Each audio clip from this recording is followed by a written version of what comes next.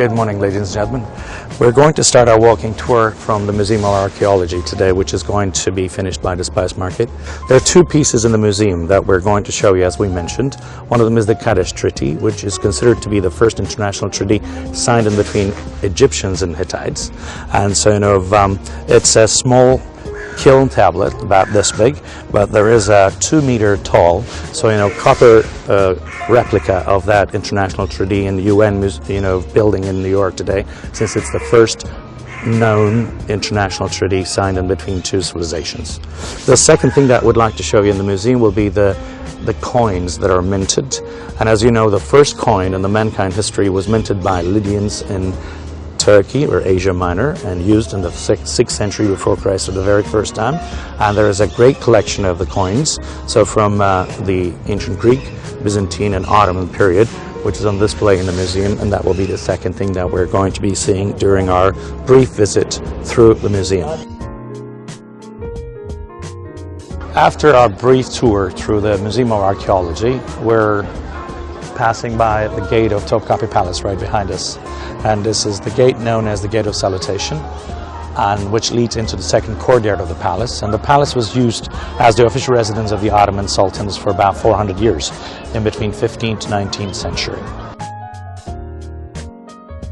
Here we are, standing in front of Saint Sophia, or Hagia Sophia, which is a phenomenal building which is right behind us.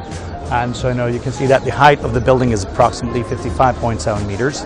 At the time when it was built, it was the highest building ever built in between 6th to 16th century. For 1,000 years, there was no other building that was higher than this. So the first challenge that we're going to study in here, that this building was the highest building of its time. And so today it's the 4th biggest basilica after St. Peter in Rome, Duomo in Milan, St. Paul's in London, St. Sophia in Istanbul is the 4th highest, but those three, that has challenged the height of this, were built to challenge the height of St. Sophia. The Grand Bazaar tradesmen challenged their competition by using innovative solutions such as 3D modeling and 3D printers. In his 15 square meters workshop, Mr. Can Koçhisarlı, who is the owner of Mer Diamond, developed a solution by using 3D printer and design. He's the best example of this trend. They are using some new systems, 3D systems, 3D printers, softwares. Always we have to follow new technologies. And what I know, older cannot do anything. Just we are a hand maker, custom jeweler. Okay, but just by the hand, by the printer, it's totally different. Another example of startup who has been influenced from Grand Bazaar culture is Epsilon, which has been invested €1.5 million from Diffusion Capital Partners.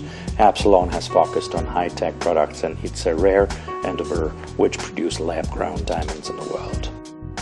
Hello everyone, I'm Bura. I'm co-founder of Epsilon Diamond Works. We are producing diamond in the laboratory. We are located in Turkey.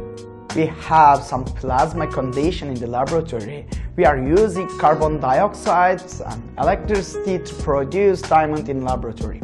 This diamond is exactly same as natural diamond. You can take certificate from GIA, HID, and this diamond has same properties in terms of optically, chemically, and physically. You can imagine the Blood Diamond movie, and Leonardo DiCaprio puts the money in this startup. In our situation, we raised money from the Netherlands VC venture capital. Therefore, we can say that we are an international company, but we are based in Turkey.